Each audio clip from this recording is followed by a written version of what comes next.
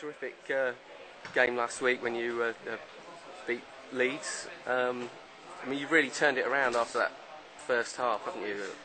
The season where you had that dodgy first half against Saracens. From then on, you've had 5 really good halves, haven't you? Yeah, well, you know, we knew playing that game we let ourselves down. Yeah.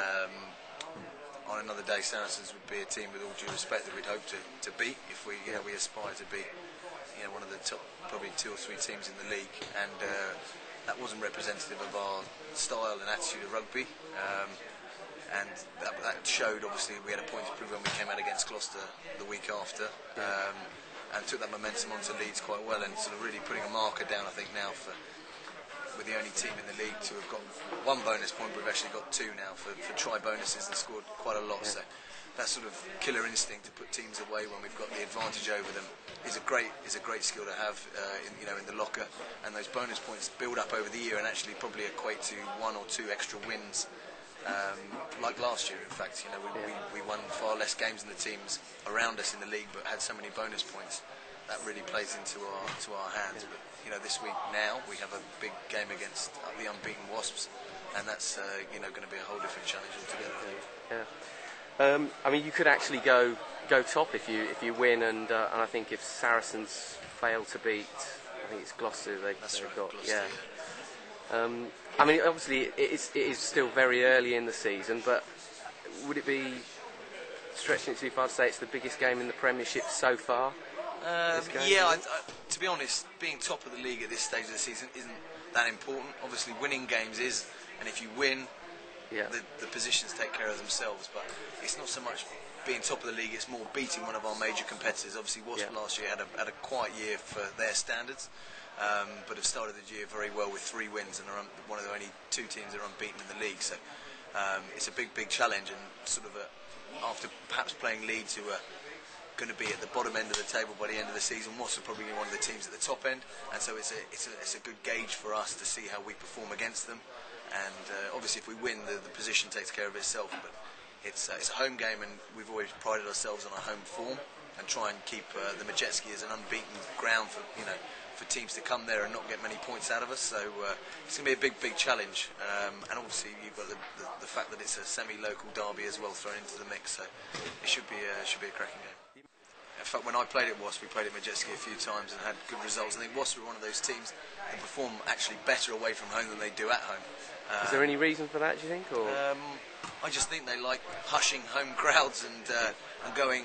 I think they see it as a challenge. Sean Edwards, their coach, is a very abrasive character and loves taking his team to unfamiliar territory and winning. A lot of teams go so well at home and fail not so well away from home. Wasps are almost the complete opposite of that, and will be a big challenge for us. They got class across the team: England internationals, British Lions, French internationals. They've got a lot of experience. They've got a cracking back row and 2 young halfbacks that are playing as well as any probably in the league. So they've got a lot of threats, but we've got a lot of threats ourselves. We've got the firepower in our back line. If we can unleash them, it should be an interesting battle. They've got some quality wingers, we've got some quality wingers, and it should be good to see them go head to head.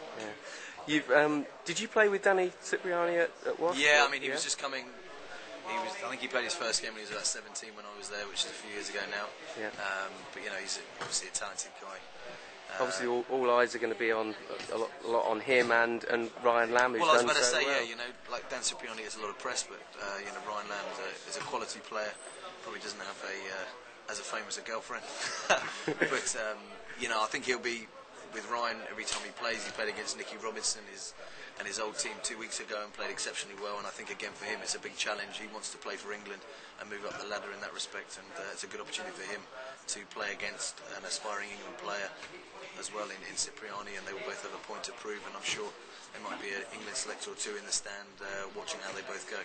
Yeah. Are there similarities in their game, or where would you put both their strengths? Or well, they're both. Yeah, I think but their strength lies in the distribution.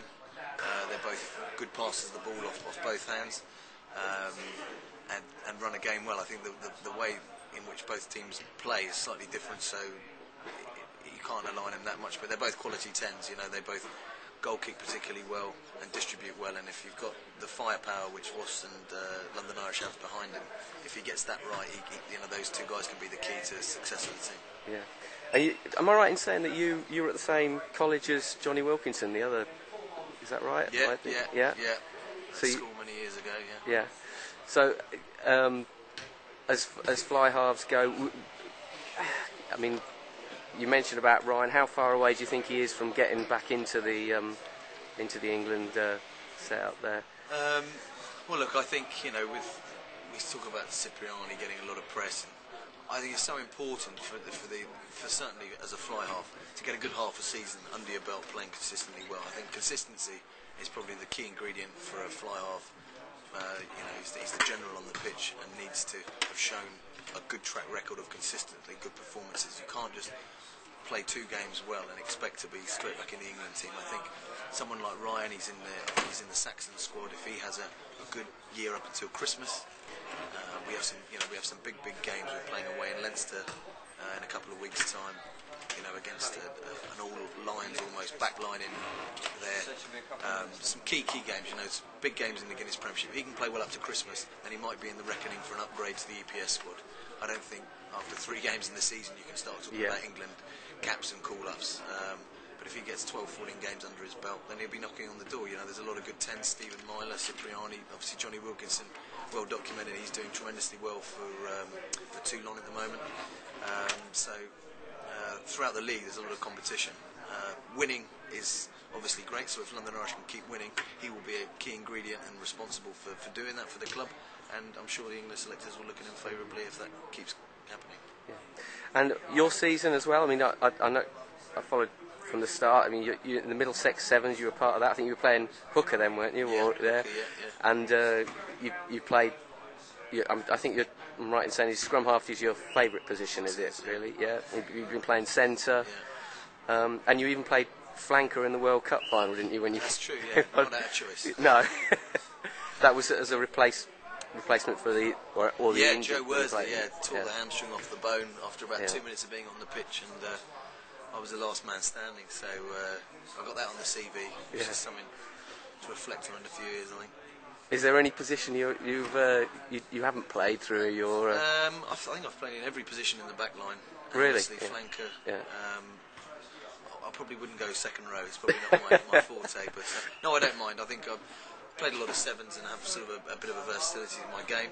And this squad at the moment is very, very competitive. And we have a little bit of an issue with centres in terms of the strength and depth at the moment. We only have sort of 3 fit centres. So I'm just filling in a gap, but happy to play anywhere and happy to play in a team that's winning and running the ball. In the backs we get quite a lot of ball, and so it's quite an exciting time and a busy time to be out in the centre. But I'll just take anything that comes, I think, at the moment. Brilliant. Thanks a lot, Peter. All right.